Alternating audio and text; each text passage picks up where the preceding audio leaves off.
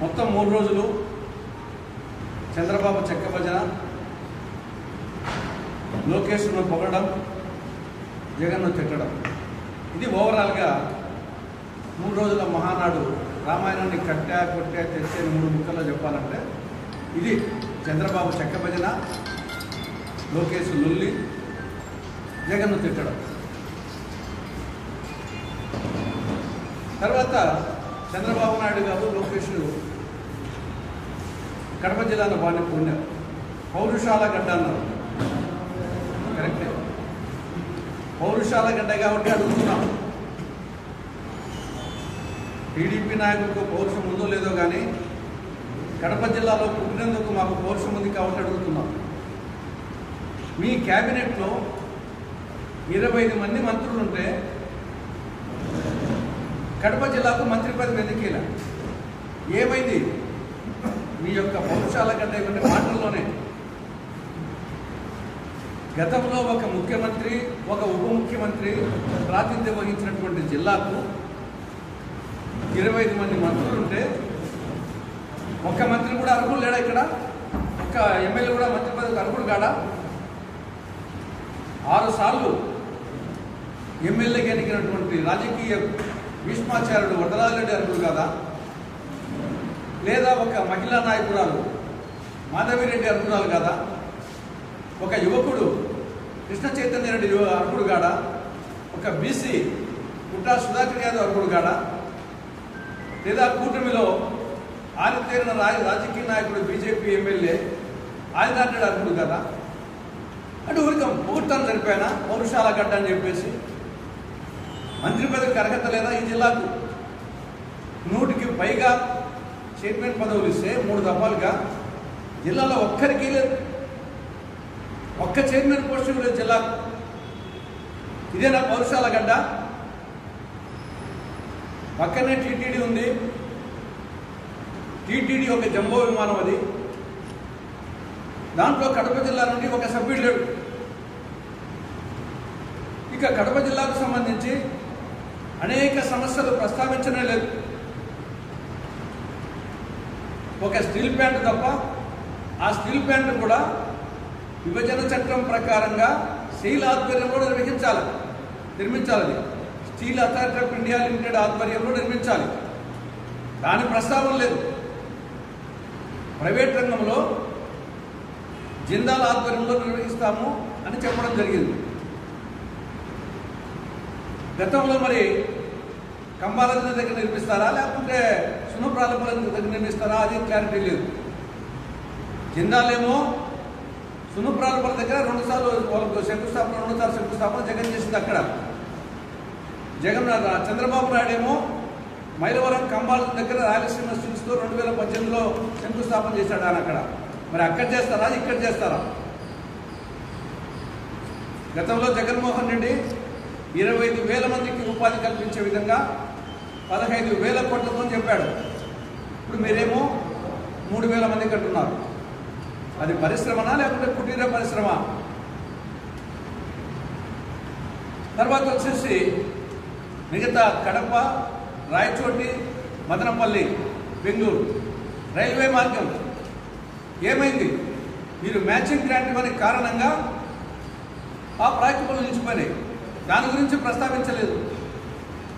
Kadapa, Rajampet, Koduru, Renigunta national highway sanction అయి 2 సంవత్సరాలు అయింది. ఇంతవరకు పనులు మొదలే కాలేదు. కాబట్టి కడప జిల్లా గురించి పేరుకే వచ్చేసి మాటల్లో తప్ప పౌరుషాల గడ్డ, త్యాగాల గడ్డ, బ్రహ్మాండంగా చేశారు అని మాటల వరకే తప్పని చేసి చేతల్లో లేదు. ఇక తర్వాత 6 శాసనాలు గతంలో సూపర్ 6 అని చెప్పారు ఎన్నికలకు ముందు. అది సూపర్ ఫ్లాప్ అయింది. మళ్ళా దాంట్లో ఉండే వాటిని తీసుకొని 1-2 జోడించి దానికి 6 శాసనాలు చెప్పారు. అంటే పిల్లిని మార్చాలం అన్నట్లు, కుక్కను సునకం అన్నట్లు పేరు మార్చి సూపర్ 6 శాసనాలు వచ్చారు. ఈ 6 శాసనాలు ఒకటేమి కార్యకర్తే అధినేత, ఒక దిక్కేమో కార్యకర్త అధినేత అని ఆడ తీర్మానం పెట్టున్నారు. ఇక్కడేమో ఎన్టీఆర్ సర్కిల్లో ఎన్టీఆర్ విగ్రహం దగ్గర చిప్పగిరి మీనాక్షి అనే ఒక మహిళ కార్యకర్తలను పూర్తిగా విస్మరించింది తెలుగుదేశం పార్టీ అని నిరసనగా సెల్ టవర్ ఎక్కింది. అక్కడేమో తీర్మానం, ఇక్కడేమో సెల్ టవర్. ఇది మొదటి శాసనం యొక్క దుస్థితి. తర్వాత తెలుగు జాతి విశ్వఖ్యాతి అంట. విశ్వఖ్యాతి దేవుడరు, భారతదేశంలో దేవుడరు. చంద్రబాబు పాలన ఇలాగే ఇప్పుడు తిననే కొనసాగితే 5 సంవత్సరాల తర్వాత రాష్ట్రంలో తెలుగు భాష, తెలుగు జాతి అనేది అంతరించిపోతుంది. కారణం, పాఠశాల విద్యలో తెలుగు మాధ్యమం లేదు. పాఠశాల విద్యలో తెలుగు మాధ్యమం లేకుండా పోతే, తెలుగు భాష చదివేదానికి తెలియకపోతే, తెలుగు రాసేదానికి లేకపోతే, తెలుగు భాష, తెలుగు జాతి అంతరించక ఏమవుతుంది?